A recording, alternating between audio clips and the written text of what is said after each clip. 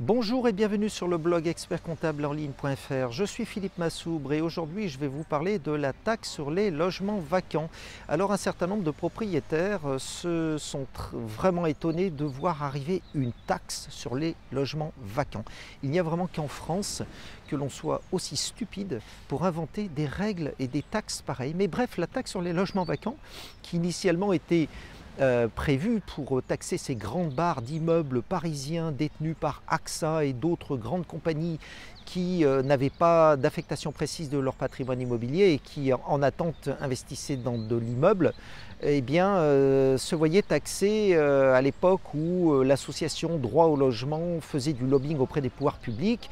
Ça arrangeait tout le monde, c'était politiquement correct de taxer des propriétaires, sauf qu'aujourd'hui, en 2017, cette taxe sur les logements vacants continue d'exister et elle est complètement anti-économique et complètement à côté de la plaque. Alors en fait, pour se débarrasser de cette taxe, il faut apporter la preuve que le logement n'a pas été vacant pendant une année complète, car c'est ça le critère, et qu'il n'était pas vacant au 1er janvier de l'année. Donc si par exemple vous avez une année civile complète où votre logement est vacant et s'il n'est pas occupé effectivement au 1er janvier, là effectivement vous rentrez dans le cadre de la taxe sur les logements vacants, puisque dans ce cas-là, les pouvoirs publics considèrent que vous ne jouez pas le jeu économique et que vous laissez des logements vacants, fût-ce à votre propre coût.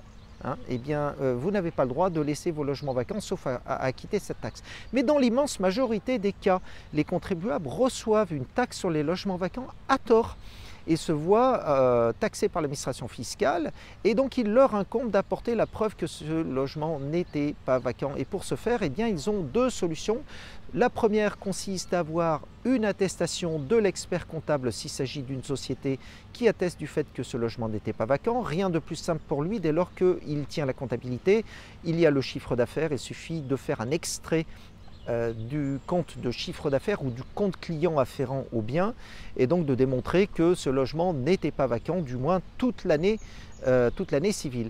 La deuxième solution consiste à envoyer le bail, tout simplement, qui apporte la preuve du fait que le logement n'était pas vacant au cours de l'année en cours. Voilà, eh bien, nous sommes dans un pays où il convient d'apporter la preuve que l'impôt n'est pas justifié, alors que si on se réfère quand même au Code général des impôts, il incomberait en théorie à l'administration fiscale d'établir des rôles d'imposition basés sur des éléments tangibles, ce qu'elle ne fait manifestement pas, car elle n'a pas les moyens de vérifier en fait si les logements sont vacants ou non. Du moins, elle ne se donne pas les moyens, car en réalité, elle a toutes les informations puisque les contribuables déclarent leurs revenus, mais elle est feignante et elle ne fait pas le boulot de base. Elle va arguer qu'elle est en sous-effectif.